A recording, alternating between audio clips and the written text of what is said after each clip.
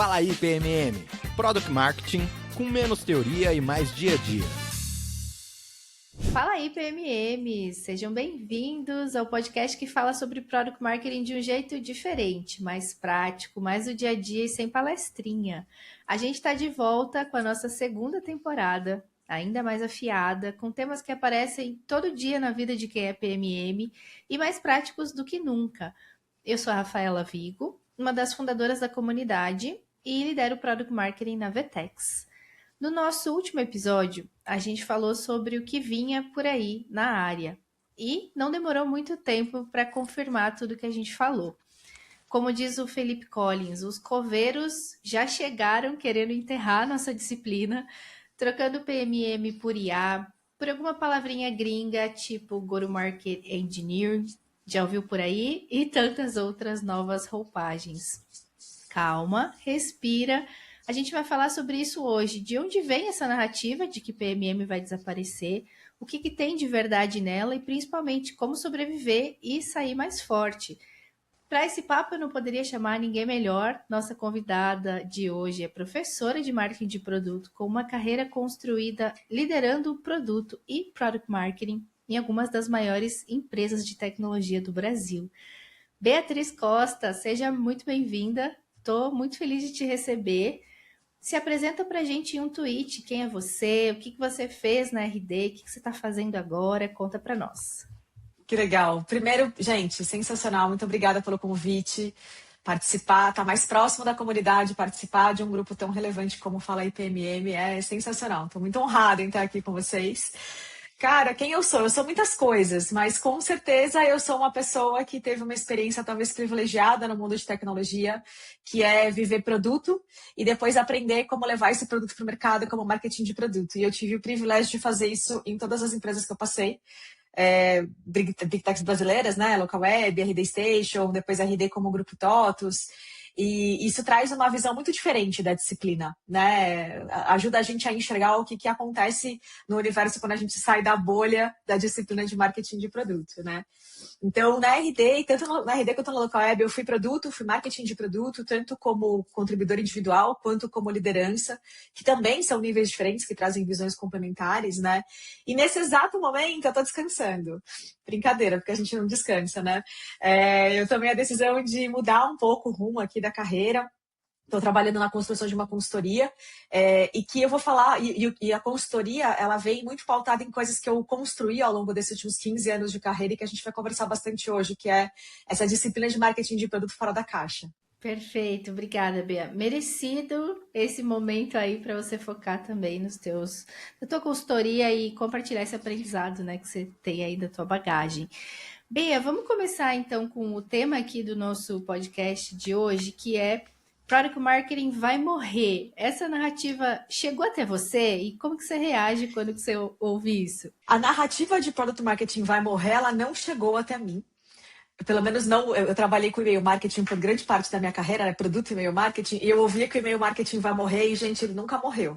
Então, se a narrativa de PMM vai morrer chegar até mim, fiquem tranquilos e tranquilas, porque eu tenho certeza que isso não vai acontecer. Mas o que eu tenho certeza, né? Quando você pergunta o que eu reajo a isso, especialmente nesse momento em que eu tô mais conversando com empresas, olhando para o mercado e entendendo qual é o futuro do marketing de produto. A disciplina como ela foi construída, né? Então, se a gente for pegar os guidelines, os playbooks, os principais processos de marketing de produto, isso com certeza não existe mais como existia há 10 anos atrás, né? Então, eu tive contato com marketing de produto quando eu entrei na Local Web, será que foi em 2012, talvez? E quando eu olho para o que mudou de 2012 para cá, já é um absurdo, né? A disciplina mesmo. Mas o que tem me deixado muito impressionada é em perceber como todas as ferramentas, né, a caixa de ferramentas de marketing de produto, não só está mudando, como ela está mudando de papel dentro dos negócios. Então, eu vou dar um exemplo. Eu não vejo mais, pelo menos não nas empresas brasileiras, tantas cadeiras de pessoas diretoras de marketing de produto. E isso, para mim, é um baita sinal de que marketing de produto está começando a se diluir de uma certa maneira dentro das estruturas. Então, não está morrendo. Eu não tenho dúvida nenhuma de que o que a gente mais precisa para habilitar o futuro, né, de produtos de tecnologia, especialmente, habita em propostas de valor, em posicionamento, em criação de oferta, mas a forma como a gente constrói isso que está mudando bastante. E eu acho que isso dá essa sensação de que PMM está morrendo. E não está. Na verdade, está, que eu acho super favorável, inclusive. Eu vejo se diluindo cada vez mais dentro dos negócios. E isso vai exigir cada vez mais de nós, profissionais da disciplina, que a gente tenha uma mente mais flexível e que a gente consiga reinventar a mesma forma como a gente faz as coisas acontecerem dentro das empresas, né? Muito bom. Acho que a boa notícia para a gente é que todas as disciplinas estão sendo reinventadas, né? À luz da IA, sim. E a má notícia também é que está todo mundo se reinventando. Então a gente, como você falou, precisa também buscar essa flexibilidade, essa adaptação. Gostei que você falou de e-mail marketing, Bea. Nossa, participei também dessa tour aí. Né? Eu acho que quando a gente começa a ouvir essas conversas de que alguma disciplina vai morrer, a gente precisa voltar um pouquinho no que a gente entende que é Product Marketing, né, para dizer que ele está morrendo. E aí, o que de Product Marketing está morrendo, né? Bea, como eu te apresentei, né, você é uma professora de Product Marketing, né, uma das referências de Product Marketing aqui no Brasil. E vendo os teus conteúdos, as tuas aulas, você fala que pensar um go-to-market, pensar a disciplina de Product Marketing, não é só lançar. Acho que essa também é uma polêmica, né, que a gente ouve bastante, de que PMM não é só lançamento. Você apresenta, né, e articula uma visão muito clara sobre o que é a fundação do papel de Product Marketing, que são os 3 pontos que você apresenta, né? ICP, posicionamento e oferta. Você pode contar para a gente um pouco desse teu racional sobre esses pilares e como que eles se conectam com esse tema de que a disciplina precisa se reinventar? Quando eu comecei a trabalhar com marketing de produto, Rafa, eu lembro que a minha principal job era fazer messaging, né? Era fazer, na verdade, nem messaging, era fazer copy para os e-mails da regra de relacionamento com os clientes e fazer os lançamentos dos novos produtos, que nada mais era do que um conjunto de iniciativas para habilitar, né? E especialmente de comunicação, então era um conjunto de coisas de comunicação para habilitar esse produto ser lançado oficialmente no mercado. E o que eu aprendi nesses últimos 15 anos, vivendo as dores e as delícias de ser marketing de produto, é que só lançar nunca vai ser suficiente. Nunca. E uma das coisas que mais me dói é quando eu vejo as empresas ou as próprias pessoas de marketing de produto reduzindo a cadeira a lançar. Então, aonde eu dei mais cabeçada na minha vida? Quando eu virei marketing de produto, e aí produto, né? Os times de produto chegavam e falavam, não, agora tá pronto, é só lançar. E sempre vem com o só antes, né? É só lançar. E aí eu olhava e eu falava, gente, não, para, não é. Primeiro, não é só lançar, porque nunca é só o lançamento que vai garantir que aquele produto exista no mercado. Existem várias outras coisas que precisam ser pensadas, assumindo que a jornada do cliente, ela sempre vai ter aquisição, um momento de aquisição, um momento de retenção e um momento de expansão. Não importa qual é o business, qual é o modelo de receita, não importa, gente. Todo cliente tem uma jornada de aquisição, uma jornada de retenção e uma jornada de expansão. Se a gente fala que o papel de marketing de produto é só lançar, a gente está focando exclusivamente na jornada de aquisição. E aí, o que acontece? 99% dos casos, as empresas ficam loucas buscando novos leads no mercado, e aí da onde os problemas começam a vir? O problema é o posicionamento do produto no mercado. Cara, óbvio que vai parecer um problema de posicionamento, porque se você já ocupou aquele seu espaço no mercado e você só foca na aquisição, o que você está dizendo é que o crescimento do seu produto está diretamente atrelado a conseguir mais mercado. E aí você vai ter que realmente pensar em um novo posicionamento, ou em uma nova oferta, ou em um novo produto, né? Agora, se a gente lembra que o crescimento do produto passa diretamente também por esse cliente ficar comigo, continuar comprando comigo, seja qual a modalidade do produto que eu tenho, a gente tira completamente o foco desse lugar onde parece que é sobre leads, é sobre novos mercados sempre, e a gente lembra que é sobre entregar valor do começo da jornada desse cliente até o fim da jornada desse cliente. E aqui as possibilidades se multiplicam, é um absurdo, assim, a quantidade de possibilidades que marketing de produto pode criar, de oportunidades e possibilidades pode criar dentro, aí sim, das áreas de marketing, vendas e atendimento, né?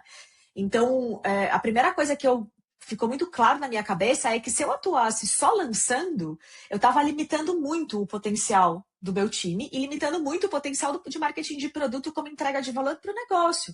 Porque se eu estou dizendo que eu sou a pessoa que melhor entende a proposta de valor e que melhor sabe explicar para o cliente, no sentido de transformar isso em palavra, em conteúdo, em estratégia, por que eu estou mirando só em um momento dessa jornada? né? E eu acho que aqui, gente, é onde abriu-se espaço para o tal do Go-to-Market Engineer. Mas a gente vai falar sobre isso mais tarde, que eu preciso falar sobre isso também, né? E aí, depois dessa reflexão de entender que não é só sobre lançar, para mim ficou muito claro que a gente precisa, como disciplina de marketing de produto, olhar para todos os momentos da jornada desse cliente. É sobre aquisição, é sobre retenção e é sobre expansão. Cada negócio, cada modelo de receita, óbvio, tem outra forma, tem formas diferentes de interpretar o que é retenção e expansão, mas esses também são momentos de geração de valor para o cliente. E o que cola para o cliente, o que cola essas três coisas? A forma como ele entende e percebe o produto, que habita no posicionamento. Quem esse cliente é, que habita no ICP. E o que e como esse cliente está comprando, que é o que habita a oferta. Então, o posicionamento, o ICP e a oferta, e eu chamo de oferta à soma, né, a combinação de empacotamento e de precificação, são as três coisas que criam esse senso de consistência, essa unidade na jornada do cliente. Então, o ICP que a gente define como cliente ideal, ele vai comigo até o fim. O posicionamento, a percepção de valor dele precisa ir com ele do começo até o fim. E a oferta, provavelmente, também, porque ele vai comprar pelo menos um primeiro produto depois que ele evolui, né? E quando o marketing de produto consegue entregar essas coisas, posicionamento, ICP e oferta, com clareza, com direcionamento e, acima de tudo, com estratégia, com apoio para as áreas de marketing, vendas e atendimento, cara, a gente faz magia. A palavra é magia mesmo, porque é muito bonito, e eu vivi isso dentro da RD, vivi um pouco menos na Localive, mas eu vivi isso muito dentro da RD. É sensacional você perceber que quando você tem as pessoas que estão atuando na jornada do cliente de ponta a ponta, entendem de forma consistente o que é a proposta de valor, para quem elas têm que vender, e o que e como elas têm que vender, e como essas três coisas conversam, esse cliente tem a jornada mais feliz do mundo dentro do negócio. É sensacional. Então, essas três coisas, para mim, elas são os pilares que marketing de produto deveria atuar, e não atuar para construir o material e entregar na mão dos times. Deveria atuar como quem é a governança, quem é a pessoa que orquestra a existência do posicionamento do ICP e da oferta dentro das frentes de marketing, vendas e atendimento. E aí, óbvio, ao redor disso, tem uma série de outras coisas da disciplina, né? Então, posicionamento sem messaging, dificilmente acontece. Oferta sem canal de venda, dificilmente acontece. Pensar oferta sem fazer pesquisa, sem fazer análise, dificilmente acontece. Então, todo o restante da disciplina, né, pensando na frente de pesquisa, na frente de messaging, na frente de orquestração, né, sales enablement, orquestração de canais, e na frente de comunicação, de apoio nas estratégias de comunicação, isso orbita sempre o posicionamento, o ICP e a oferta. E aí, quando eu vejo o PMM já morreu não, né? Deus que me livre, o PMM vai morrer, o que eu vejo? Eu vejo que na grande maioria das vezes são times que estão atuando com essas bordas. Eles estão atuando com uma estratégia de messaging, eles estão atuando como ferramenta de pesquisa e de insumo para dentro, eles estão atuando como apoio a canal de vendas, só que esquecendo que o coração é o posicionamento, o ICP e a oferta. E essas três coisas, né, tirando o posicionamento, que eu acho que é muito puro de marketing de produto, mas pensar em ICP e pensar em oferta, geralmente é algo que está sempre distribuído entre outros times. Então, na RD, por exemplo, o ICP era absurdamente pensado com um time de marketing e com um time de revenue ops. A oferta era 100%, era 50% dividida as tarefas entre, né, as responsabilidades entre Revenue Ops e marketing de produto. Então, tem um papel muito importante, de novo, de orquestração. É menos sobre definição e é mais sobre orquestração para garantir que o posicionamento, que aí sim é o que a gente faz puramente, está muito alinhado. E aí, tendo essas três coisas alinhadas, gente, o go-to-marketing alavanca muito rápido, muito rápido. E eu experimentei isso de diferentes maneiras, tanto para o bom quanto para o ruim, mas eu experimentei isso de diferentes maneiras. E para mim era muito claro que quando alguma coisa desalinhava dentro do go-to-marketing, né, tinha um churn grande, a entrada de volume de clientes não batia as metas, ou a gente tinha dificuldade de ir para o mercado, era muito claro que tinha um desalinhamento entre essas três coisas, tá? Muito bom, Bea. Você falando, me veio à mente alguns pontos, assim. Gostei que você falou no início de pensar na jornada toda. E é curioso pensar que quando a gente tem uma disciplina focada só em aquisição, a gente está quase colocando uma dependência de que a gente só vai conseguir novos clientes ao lançar novos produtos, né? Quando a gente consegue encontrar outras alavancas ao longo da jornada. Amei a palavra magia, acho que eu vou começar a usar aqui na comunidade essa palavra de conseguir orquestrar, né? No nosso último episódio a gente conversou com o Zé, que ele também trouxe isso de que ele via que os profissionais de Product Marketing estavam se especializando em algumas execuções da disciplina, e gostei que você reforçou isso, né? Então, se especializando em enablement, se especializando em messaging, quando a gente deveria ter esse olhar mais amplo sobre toda a jornada e sobre essa fundação. Você já trouxe alguns exemplos, Bea, da RD, mas eu queria que você contasse mais exemplos assim práticos de como foi para você construir e escalar o time de Product Marketing da RD e como que essa fundação, esses 3 pilares, estava presente no dia a dia do time, pelo que vocês eram responsáveis e quais eram esses stakeholders que vocês compartilhavam essa missão, né, de ser os guardiões da receita. Bom, a primeira coisa que eu acho muito, muito importante falar é que eu não construí esse time, né? Eu ganhei um time que já tinha uma base muito boa, criada pelo Zeg, pela Aline. Tinha um time inteiro ali que já estava, um time pequeno, enxuto, mas um time super competente, que construiu com muita consistência a base do trabalho. Que eu acho que é isso, né? É um bom processo e uma boa definição do que é posicionamento. Uma boa clareza de o que é o ICP, como a gente vai usar isso. Gestão das ofertas, então na RD, durante muito tempo, a gente fez a gestão das ofertas mesmo, então todo o trabalho de especificação e empacotamento ficava dentro do time de marketing de produto. Então, quando eu cheguei, eu já tinha essa base muito bem formatada. Então, a primeira coisa que me vem à cabeça é tá num time novo, começando um time novo, lembra da base. E a base sempre é, sim, ferramental ou processual. Ter um bom playbook de o que é posicionamento, o que é messaging, como é que vocês definem oferta, como é que vocês priorizam ordem e escala, aí sim, de prioridade dos lançamentos que estão por vir de produto, né? Então, ter essa base bem formatada, para mim, ela é o ponto de partida que ajuda a gente a escalar e pensar no time, né? Quando eu cheguei no time de marketing de produto, era um time de 6 pessoas, e eles estavam muito quebrados por jornada, né? Tinham as jornadas de vendas, especialmente. Então, tinha o time que olhava para os clientes que eram dos produtos principais, aí tinha o time que olhava para o time de parceiros, estava olhando muito para a jornada desse cliente, pensando em canal de aquisição, né? O que aconteceu depois que eu entrei? A RD, primeiro, cresceu a quantidade de produtos, então ela deixou de ser uma empresa. Na época que eu entrei, já tinham 2 produtos, que eram o RD Station Marketing e o RD Station CRM, só que ela multiplicou isso, literalmente. Então, vieram mais 3 produtos para dentro do portfólio, sendo que um deles um produto super bombacho, que era a RD Station Conversas, né, que era o produto de conversacional. A segunda coisa é que o canal de parceiros precisou ser reinventado mesmo, ser repensada a relação de parceiros, porque esse era um canal de distribuição de venda muito relevante na receita da RD.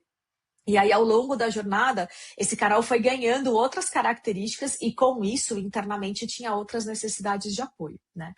E a terceira coisa que eu acho que é mais relevante aqui, que a gente não falou sobre esse time, mas agora a gente começa a falar, que é o time de produtos se reorganizou como estrutura. Aliás, quando eu saí do time de produtos da RD, acho que a última grande entrega que foi feita foi a reorganização do time olhando literalmente para os domínios do cliente. Ali foi um trabalho muito legal de repensar qual era essa estrutura de produto, né? Como as squads iam se comportar, iam se distribuir pensando no comportamento do cliente. E isso influenciava diretamente a maneira como eu pensava e desenhava as estratégias ali de go-to-market e de como é que eu habilitava o produto dentro das esteiras, né? Então, quando eu cheguei, a primeira coisa que eu me preocupei foi em como é que eu adequava a estrutura ao que o time de produtos tinha. Porque era interessante, a gente estava dentro do marketing, né? Era muito interessante trabalhar mais orientado para a máquina de marketing, mas era interessante da perspectiva aquisição. Mas era pouco eficiente quando eu pensava especialmente nas estruturas de retenção e de expansão. E, acima de tudo, era zero eficiente quando eu precisava entrar no processo de planejamento do time de produtos. Porque posicionamento, ICP e oferta, eles não nascem depois que o produto está pronto. Eles nascem junto com o produto. E eu acho que esse é o segundo maior equívoco que o mercado comete e que faz a disciplina de marketing de produto perder bastante relevância. Não é um processo waterfall. Eu penso o produto, encerro, entrego o produto, depois eu começo a pensar em o que vem depois do produto. E por que não é waterfall? Porque tudo que está sendo pensado de produto, todos os discoveries que são feitos, os desenhos de solução que são discutidos, os impactos em negócio que são negociados a partir da perspectiva de desenho de solução de produto, influenciam diretamente em como a gente posiciona, para quem a gente vende e o que a gente vende. E eu cansei de participar de conversas aonde o produto vinha com uma, cansei no sentido de foram muitas, o produto vinha com uma proposta de monetização e eu falava, essa conta não fecha. Por um motivo muito simples. Essa proposta de monetização, vou dar um exemplo que acontecia com bastante frequência. Essa proposta de monetização que vocês estão trazendo, ela tem uma perspectiva de ser self-service. O cliente entra lá, clica e contrata.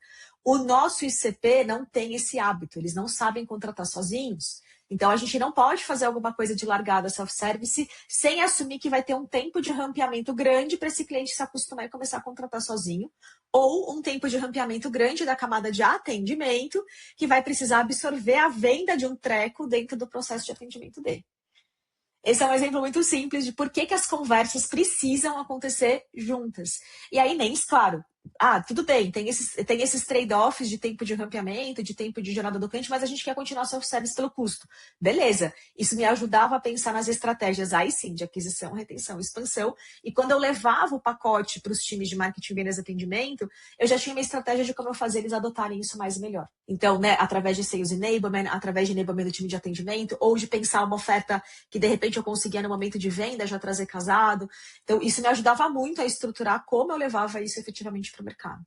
Então, a minha primeira preocupação foi em olhar para o time de produtos e orquestrar ele olhando para o que tinha sido mudado, olhar para o time de marketing de produtos e orquestrar ele a partir do que eram esses novos desenhos de squad. E ali a gente já tinha definido uma coisa com muita clareza. Eu tenho um time que trabalha soluções core, que são as soluções que já estavam nas máquinas e nas engrenagens de go-to-marketing da RD Station, e era muito mais simples colocar as coisas de produto dentro dos go-to-markets desses produtos, obviamente, porque eles já estavam, né, na engrenagem ali rodando, e eu tinha um grupo que olhava para as novas iniciativas e para as coisas que ainda não estavam dentro do go-to-marketing, novos produtos, novas ofertas, novas features monetizadas, inclusive, porque aí esse time que tinha que fazer muito esse trabalho de orquestrar e entender qual era o esforço que precisava existir de adequação de marketing, vendas e atendimento, sabendo que era uma oferta que mexia diretamente na estrutura de go-to-market atual. Aonde isso me ajudou muito? Redução de carga cognitiva.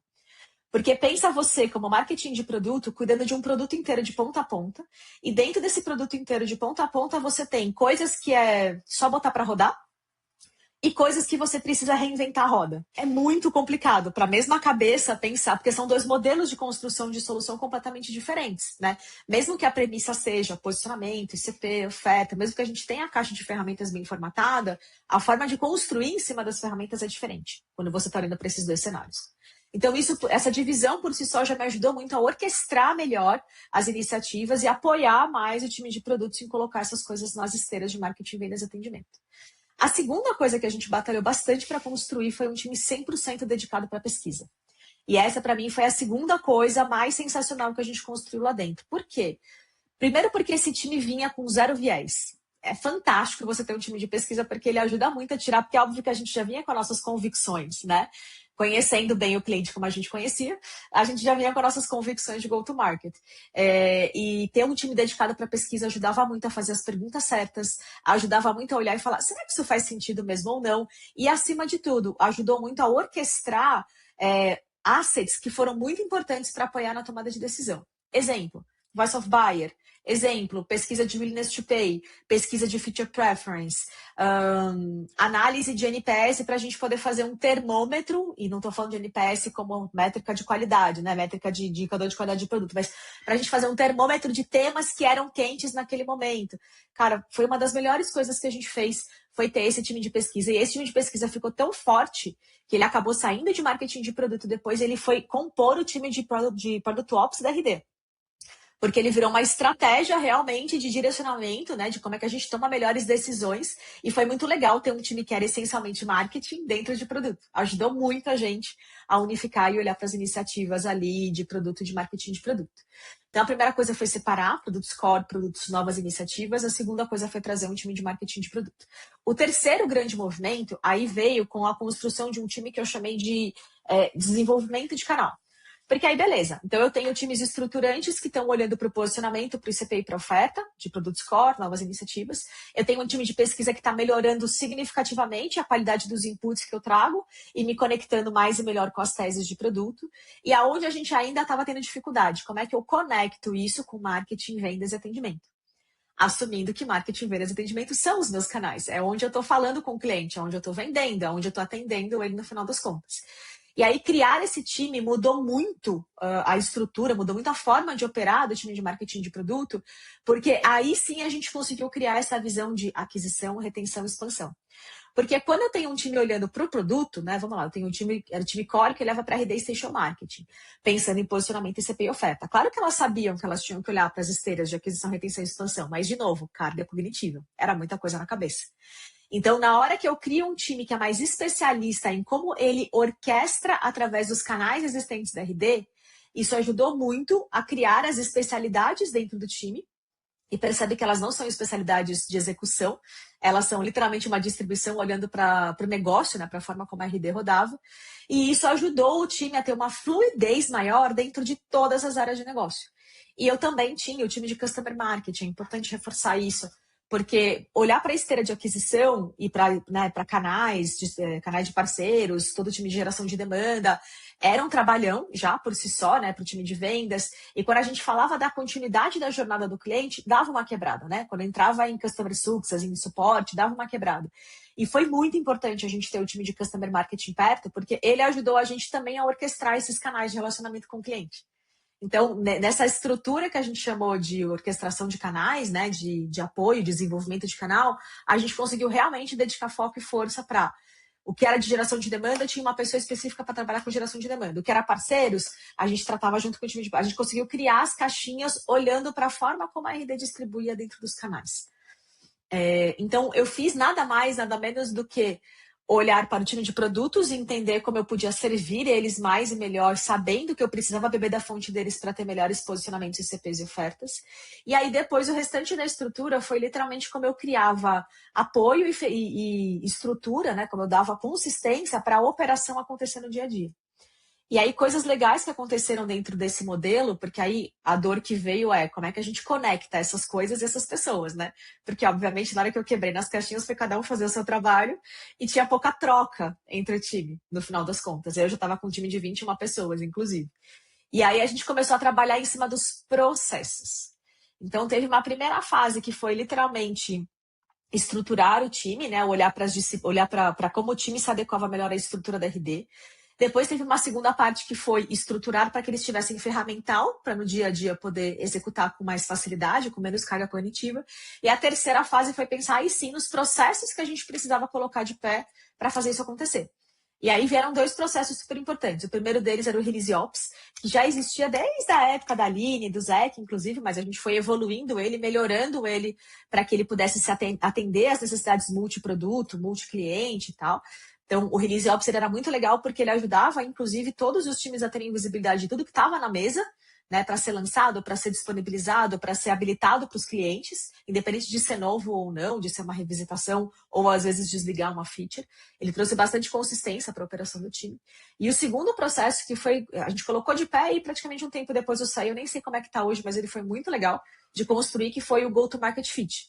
Que aí era olhando tanto para o time de produto quanto para o time de geração de demanda, como é que a gente criava avenidas para testar mais rápido coisas que ainda não eram teses e hipóteses de produto. Eu tenho uma tese que se eu lançar um botão XPTO e cobrar XYH, a gente vai crescer R$300 de receita. Só que quando eu olhava para o time de geração de demanda, eles falavam, eu não tenho pista para experimentar isso, porque senão eu vou queimar a lead que está na minha esteira de aquisição. Então, o que a gente fez foi desenhar realmente um processo de tomada de decisão que ajudava a gente a criar novas avenidas de teste e experimento usando ou a base de leads, ou a base de clientes, ou até mesmo iniciativas de mercado. Esse processo, para mim, foi um dos mais divertidos de desenhar, né? Então, foi mais ou menos assim. Primeiro fazendo uma base, né? Vale lembrar, tudo porque tinha uma base muito bem construída. A gente já tinha muita clareza do que era o nosso guide de posicionamento, como é que a gente criava oferta, né? Então, essa estrutura já estava muito bem feita, bem desenhada. Primeiro, adequação ao modelo do produto, ao time de produtos, para a gente poder atender eles melhor e poder criar os posicionamentos ICPs e ofertas de maneira mais alinhada. Depois, ferramental, time de pesquisa, time de desenvolvimento de canal para poder ajudar os PMMs a dar vazão e distribuir as coisas nas esteiras ou tirar seus vieses. E aí, por fim, todo mundo junto pensando em processos para a gente colar o time e fazer elas trabalharem mais e melhor. E contando assim, parece lindo, né? Mas teve tanto quebra-pau, Rafa. Eu ia falar isso agora, Bia. Primeiro, sensacional. Obrigada pela gentileza de compartilhar. Foi uma aula para quem está estruturando times, né? Eu ia falar exatamente isso. Você contou de uma forma tão fácil, fui tomando Não notas foi. aqui. E levou tanto tempo, né? Eu acho que para você também chegar nesse formato ideal, muito, muito legal. Maravilhoso. Obrigada por compartilhar. Eu fiquei muito curiosa, Bia. Conforme você foi falando, você foi separando, né, a atuação do time em diferentes caixinhas, como você chamou. E aí, como que você definia as metas do time de Product Marketing? Cada área era responsável pela sua ou você tinha uma grande meta para o time de Product Marketing? Esse era um dos grandes paus que a gente tinha lá dentro, né? Primeiro porque é a dor de marketing de produto, né? Como a gente não é dono de nenhum canal, não é dono de nenhuma ferramenta de vendas, como é que a gente responde, né? A gente não é dono de nada, eu brinco, né? Mas como eu rodava na RD, eu acho que isso ajudava bastante. Como eu pertencia a um grande grupo chamado Marketing, eu respondia diretamente para as métricas principais de marketing. Então, diretamente, as minhas métricas principais, elas eram todas associadas às métricas de marketing que eram orientadas para aquisição de cliente, tá? E aí, o que eu fazia era um desdobramento de como eu entendia que eu influenciava aquelas métricas. Então, eu vou dar um exemplo. Eu tinha uma meta, a gente lançou uma nova oferta, eu tinha que responder por uma meta de vendas dessa nova oferta. Mas como é que eu media ela para o time? Através de taxa de sucesso do time de vendas depois que eles eram treinados, através de melhorias de conversão dentro do próprio funil de vendas, através de aumento de ICP na base. Então, o que eu fazia era, eu tinha as métricas que eu chamava de preocupação, que eram essas métricas mais alto nível, né, de vender XPTO de tal oferta. E aí eu desdobrava elas em métricas que eu chamava de influência e de controle. Influência eram, de novo, coisas que eu não dominava, mas eu sabia que eu podia influenciar. Exemplo, taxa de conversão do funil. Eu não controlava o funil, mas eu sabia que se eu desse um bom compelling, um bom messaging, um bom posicionamento na mão do time de geração de demanda, em teoria, isso deveria melhorar a performance do funil. Então, a gente tratava como influência por saber que era uma aposta. Fazendo isso, pode ser que eu melhore aquilo, né? E aí tinha, ainda associado a esse mesmo grupo, métricas que aí eu realmente controlava. Então, nesse racional da oferta, né? Eu tinha lá a métrica principal, que era vender X reais da oferta. Eu desdobrava ela nas métricas que influenciava, que na maioria das vezes estavam associadas ou a taxas de conversão do funil, ou a taxas de adoção do produto, adoção e sucesso do produto. E aí, quando eu tinha as métricas de controle, para onde eu ia? Para as coisas que eu efetivamente conseguia fazer na prática. Por exemplo, sucesso de sales enablement, né? A gente fazia muito teste AB, então a gente pegava um grupo de vendedores, treinava e colocava e experimentava, acompanhava a eficiência de vendas deles antes e depois do treinamento. Aí eu tinha um comparativo. Quem passou pelo treinamento diminuiu o ciclo de vendas, melhorou a taxa de fechamento, conseguiu trazer um ICP mais adequado. Então aí a gente descia e fazia a métrica de controle. Então, retomando o exemplo, vender mais X reais da oferta, através, né, influenciando na melhoria de taxa de conversão do funil e de adoção de produto, porque a gente entendia que o processo, especialmente de comunicação, de desdobramento do posicionamento em comunicação, ele deveria trazer isso, através de, aí sim, treinamento do time de vendas, impacto na base de clientes a partir das comunicações que eu conseguia fazer com eles, porque a gente dominava ali, a gente liderava o time de Customer Marketing. Aí eu descia para o que eu chamava de controle, que era como a gente acreditava que estava mexendo no dia a dia desses times para ir em direção a mais receita. Ficava meio vago? Algumas vezes, muitas, talvez. Porque era muito difícil assumir que, como eu consegui melhorar um percentual de 50% na performance de quem passou pelo processo de vendas, isso me fez melhorar a conversão do funil, isso me fez gerar mais receita. Era muito difícil fazer essa correlação entre as três coisas.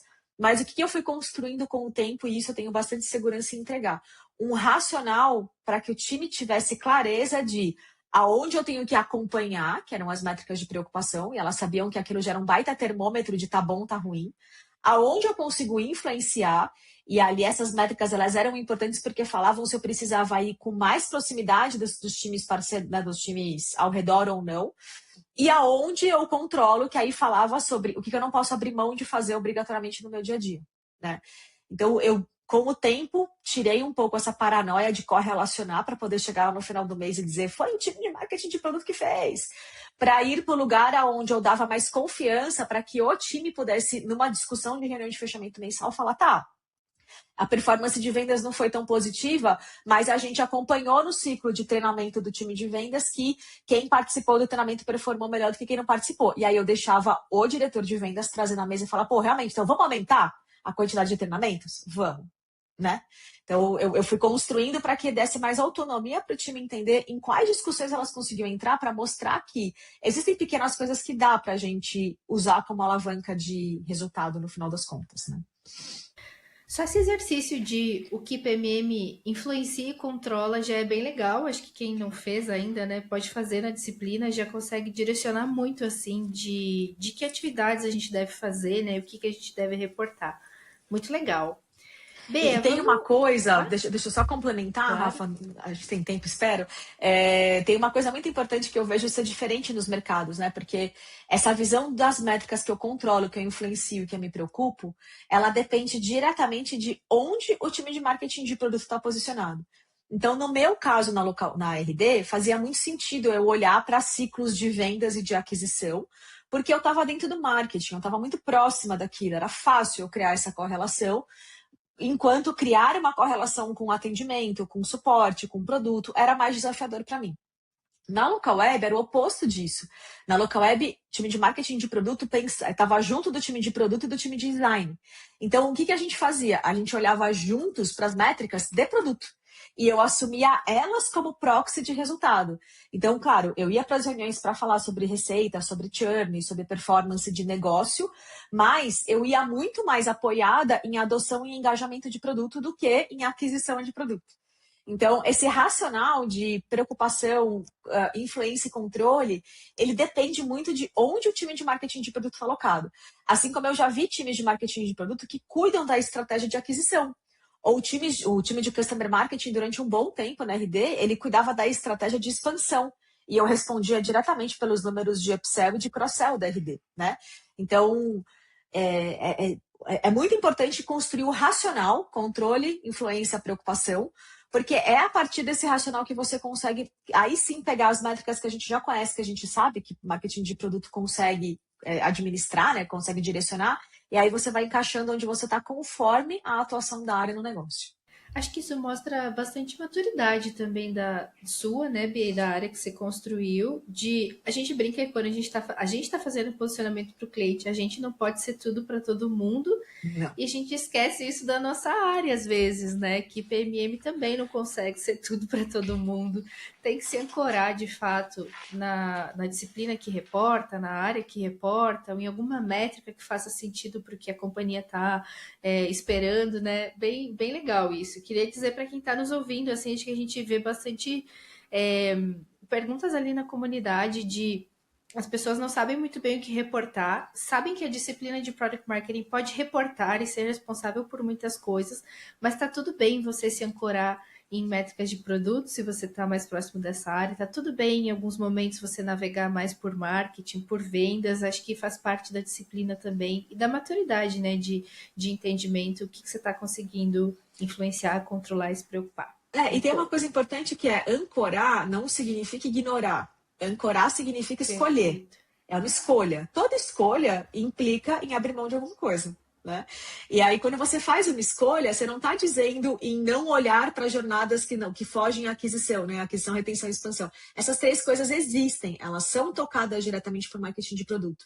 Mas ancorar significa ser intencional em fazer algo, sabendo que nesse momento é o que vai ser mais importante para o negócio.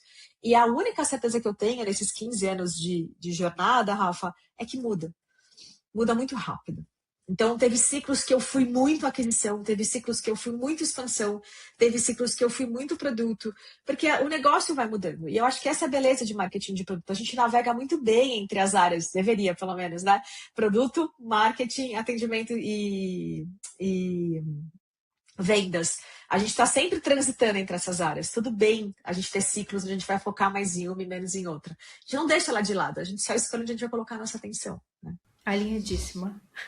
Que bonito isso de como a gente se desenvolve como profissional, né? Eu também tenho essa experiência de estou mais perto de vendas em algum momento, marketing. Agora na Vetex a gente recentemente começa a reportar para produto, então é bonito de ver também o quanto a gente cresce, né, aprendendo com essas diferentes áreas que a gente vai se relacionando. Acho que a área de Product Marketing é muito ambígua. Que bom ouvir você falando isso, Bea, também para acalmar os corações, né, de que tá tudo bem a gente escolher em algum momento focar intencionalmente naquela área, naquele KPI. E uma coisa que eu acho relevante é até isso ser direcionador de carreira, né, Rafa? Então, se você é uma pessoa de Product Marketing que, de repente, lida melhor com desafios de vendas do que com desafios de expansão, de retenção ou de produto, cara, escolha negócios e empresas que estão vivendo um momento onde elas precisam muito de aquisição, né? Então, é bonito de ver a maturidade e a ambiguidade da cadeira, mas também usar isso a seu favor para entender no que eu sou boa de fazer, o que eu conecto bem, né? Aonde eu brilho. E aí você escolhe, fica mais fácil de você se posicionar dentro da empresa e falar isso faz sentido para mim, isso não faz. Ao invés de ficar naquele ciclo de sofrimento onde parece que eu tenho que fazer tudo para todo mundo, né? Excelente. Agora sim, Bea, você brincou ali na tua fala inicial, né, que você queria voltar nesse assunto de Go-to-Market Engineering, que eu acho que é um dos grandes causadores e motivadores dessa fala de que Product Marketing vai morrer. Eu queria que a gente tivesse esse momento agora honesto e sincero, né, com a comunidade, porque tem coisas que PMM faz ou fazia que de fato a IA já ajuda e já faz melhor. Para você, o que são essas coisas que a gente precisa largar de vez, né? Deixar para os nossos agentes fazerem? Como que você vê esse uso de IA na disciplina de Product Marketing? Primeiro eu vou falar sobre esse tema que eu acho bem polêmico, né? Do Go-to-Market Engineering e como eu interpreto ele, tá? A primeira coisa, e eu fiz todo mundo no CMO Summit repetir comigo 3 vezes, que é Go-to-Marketing não é lançamento. Go-to-Marketing não é lançamento. Então, a primeira coisa é que quando a gente está falando de Go-to-Market Engineering, a gente não está falando sobre alguém que está engenhando, né? Quem está pensando no lançamento. Não.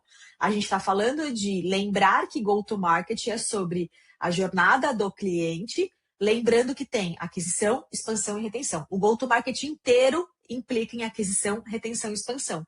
Lançar algo é um momento que pode acontecer ou não dentro dessa jornada. O que define se você vai fazer um lançamento, se você vai lançar ou não, é o posicionamento, o ICP e a oferta. Né?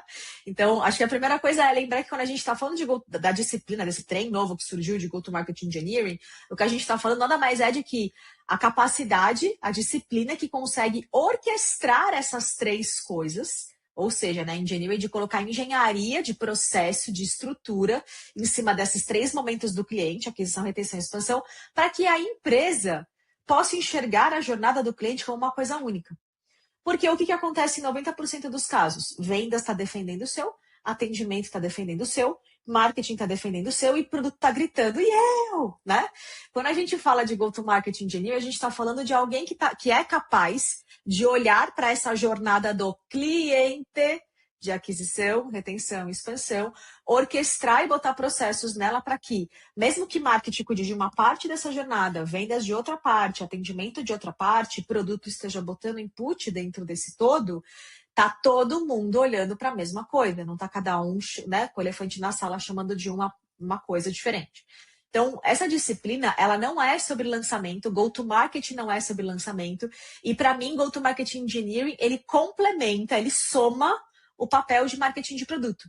Porque uma disciplina de go-to-marketing, de novo, ela não pensa sozinha em posicionamento ICP e oferta. O que ela faz é orquestrar como o ICP, o posicionamento e a oferta acontecem na jornada do cliente. E é aí que entra a IA.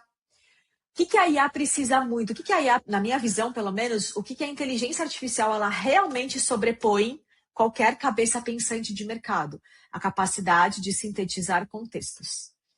Quanto mais informação, mais coisa você dá para a IA, ela sabe fazer maravilhas daquilo e sintetizar. Claro, com direcionamento. Você precisa explicar para ela, pedir com muito cuidado, com muita maestria, inclusive, o que você quer dela. Mas se ela está bem abastecida de contexto e ela tem um papel muito claro de o que ela precisa fazer com aquele contexto, ela faz maravilhas. E aí, para mim, é aqui que a inteligência artificial entra para transformar a disciplina de marketing de produto. Porque quando a gente fala de posicionamento e CPI oferta, quais são as principais coisas que a gente usa para poder tomar decisão?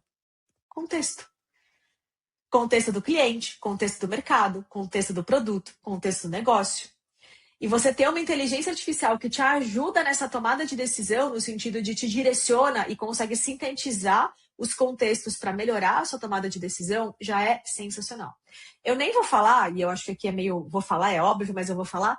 É super importante lembrar que a IA ela tem um papel muito importante também em como ela conecta esses times. Porque o que é muito comum nas operações? Vendas, entrega o seu e passa para frente.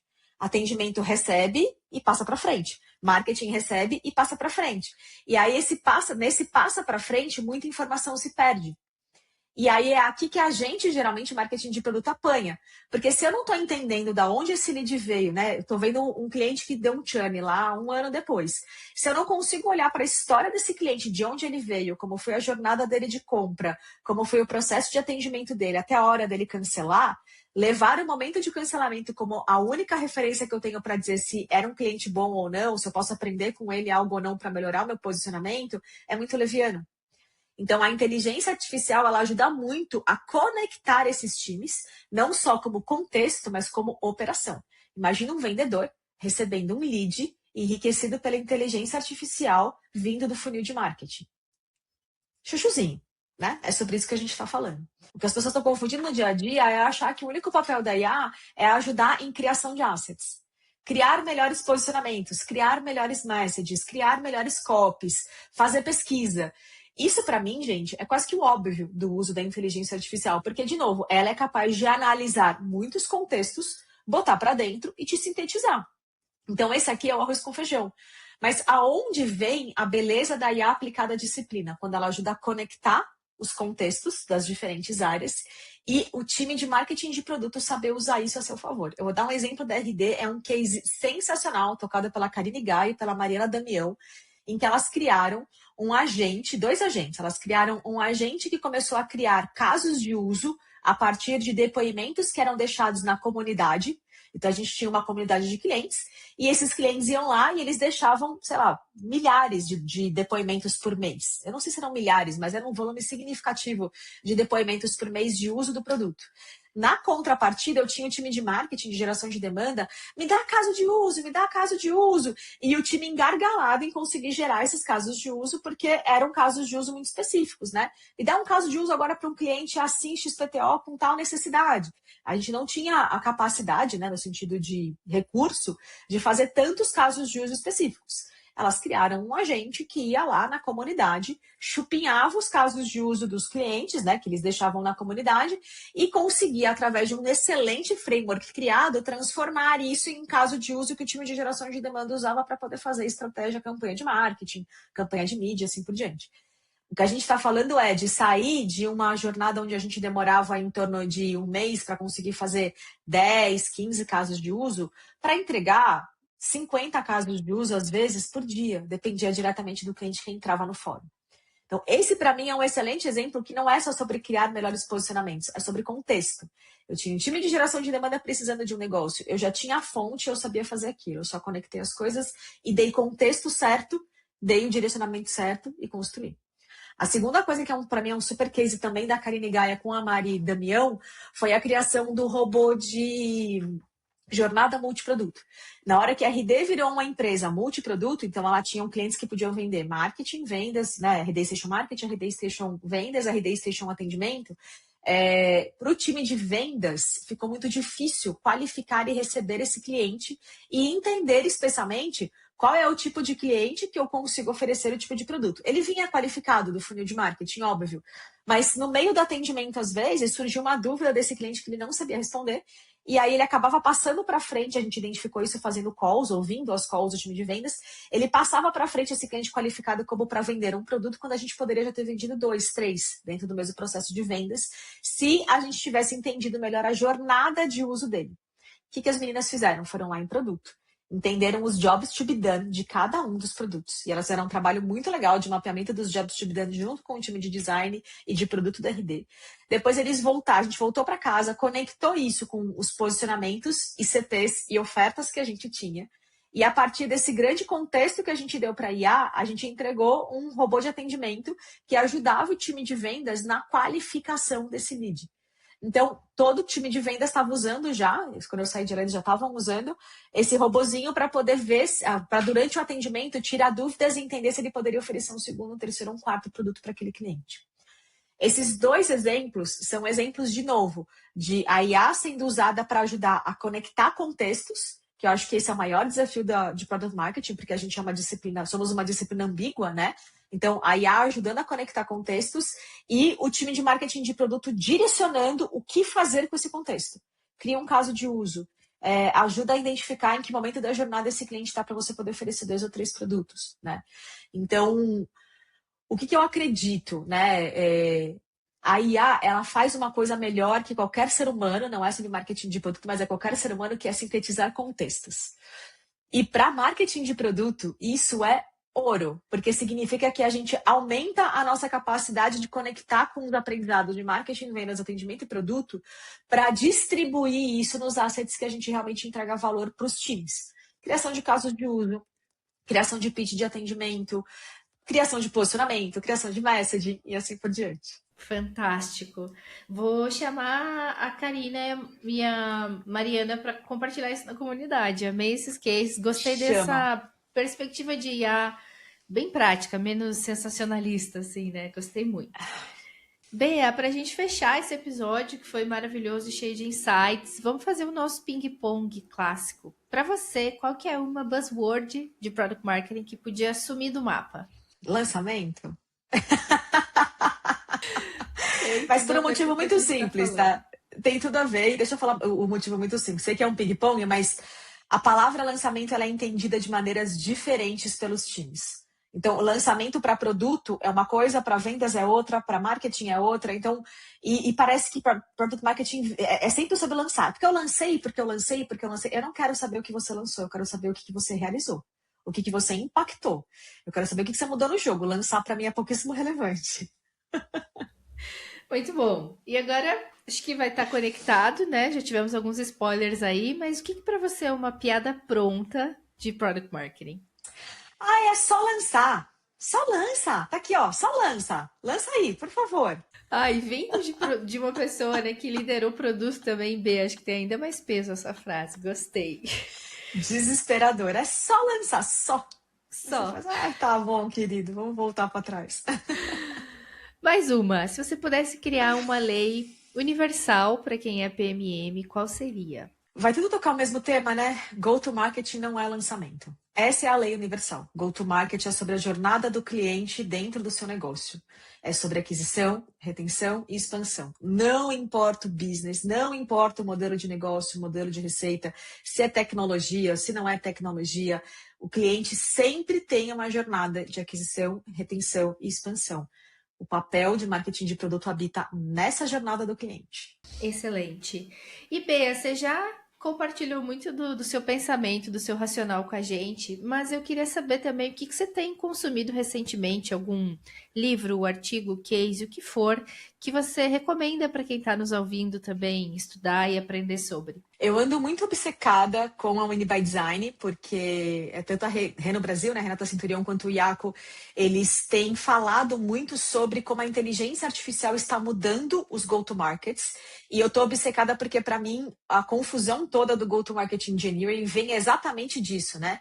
Tá todo mundo achando que a IA vai revisitar, não tenho dúvida nenhuma, mas eu acho que eles são o primeiro grande grupo que eu vejo construir com bastante consistência qual é o papel da IA olhando como alavanca de crescimento, né? Então, o Iaco tem falado muito sobre os novos loops de crescimento de empresas, que é o que acontece com o impacto da inteligência artificial. E eu estou bem obcecada nisso.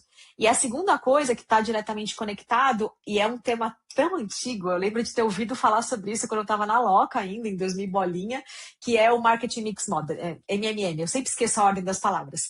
que é você operar não por last click, né? Você não opera mais olhando para qual foi a última interação desse cliente. Você opera olhando para qual é o comportamento dele de interação com você ao longo da jornada inteira.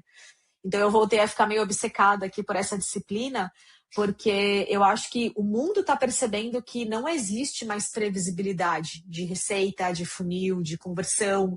Então, saber operar por sinais, né? O Vicente, ano passado, o CMO da RD, ele falou sobre isso na RD Station e eu sou muito fã desse tema. Saber operar por sinais e não operar por last click, eu acho que é algo fundamental. E se a gente está afirmando que marketing de produto habita no go-to-marketing, a gente deveria ter obrigação de ler e interpretar esses sinais, né? Então, eu estou bem obcecada nesses dois temas, os novos loops de crescimento da Winning by Design, e estou lendo bastante, entendendo os novos modelos propostos quando a gente olha para análise de comportamento, né, de sinais, marketing mix modeling, que eu acho que é sensacional também. Fantástico. Bea, muito obrigada por trazer tanto conteúdo, né, e o seu ponto de vista bem prático. Acho que tudo a ver com a nossa comunidade. Você trouxe muitos exemplos e da tua vivência, isso foi sensacional. E também obrigado por topar falar sobre esse tema, né, que está gerando, acho que, muita ansiedade por aí nos PMMs, né, o que vai ser da nossa área, como é que a IA pode contribuir. Então, muito obrigado por topar. Quer dar uma palavrinha final, deixar mais algum comentário para a comunidade? Agradecer de novo, me desculpar, eu acho que eu fiquei muito ausente, né, nesses últimos anos, nos meus anos de atuação de marketing de produto, eu me preocupei pouco em estar presente na comunidade, e hoje eu olho tudo que vocês estão construindo e eu fico pensando que a minha jornada como PMM teria sido muito mais fácil se eu fizesse parte, estivesse mais próxima dessa comunidade. E o que eu ia deixar de recado, que é o que eu acho mais bonito, é reinventem a disciplina. Sai desse lugar do medo de estar morrendo, não estar morrendo. Se possível, leia um pouco essas coisas sensacionalistas, né? Vai morrer, PNM vai morrer. E aprendam a ler os sinais. Então, façam essas leituras. Cara, deixa eu dar uma olhada no mercado e como estão as vagas de marketing de produtos. Vocês vão perceber que ela continua existindo. Ela está só habitando, provavelmente, ou com outro nome, ou em outro lugar, ou com outra característica. Porque, para mim, uma das coisas mais legais de marketing de produto é essa ambiguidade, é a possibilidade da gente se reinventar dependendo do ciclo de mercado que vai ter, né? Então, meu pedido é se reinventem, não tenham medo, olhem para o mercado e saibam que, cara, a gente pode entregar muito, muito valor. E contem comigo, porque vocês precisarem nessa jornada, que trocar ideia é uma das coisas que eu mais gosto de fazer, inclusive. Bea, eu estou encantada e fascinada como você fala com poesia sobre a nossa área. Eu sou apaixonada por marketing de produto, Rafa, acho que você percebeu, né? Maravilhosa, muito, muito legal. Bom, pessoal, chegamos então ao fim do nosso episódio. Para quem ouviu até aqui, não esquece de nos seguir aqui no Spotify. Compartilhe o episódio com a sua rede, deixe seu comentário sobre o que você mais gostou, marque algum amigo que você acha que vai se sentir acolhido com as palavras que a gente teve aqui no nosso episódio. E se você ainda não faz parte da nossa comunidade, o link do nosso grupo do WhatsApp está na descrição, ele é gratuito. Até o próximo episódio.